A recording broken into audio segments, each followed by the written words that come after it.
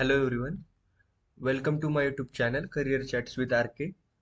So in this video we are going to see how to insert a pivot table in the Excel sheet. So we have a table here that is employee names, and we have a days, and in days we have a attendance of that employees, and we have a column total row.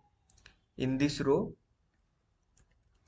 we have a total column sum, and we have a presentee also, and in presentee we have a total days row presentee in the presentee column. Okay, so from this attendance list table we need to create one pivot table in Excel.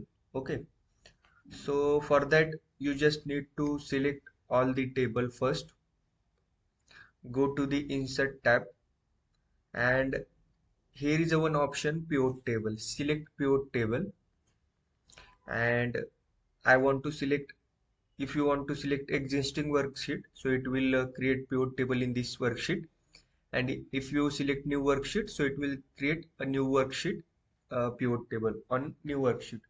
So I will select new worksheet and press OK. So as you can see, our pivot table is created now.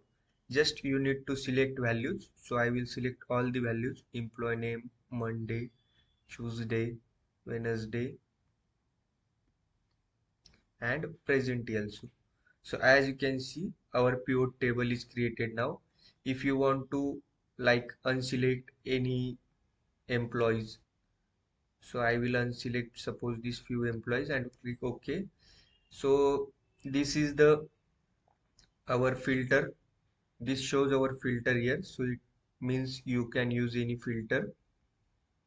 Okay. So through this way you can create a pivot table in Excel, and I hope you like it. So that's it for this video. If you like the video, please do like and subscribe, and also share with your friends, so it will also helpful for your friends also. So thank you guys.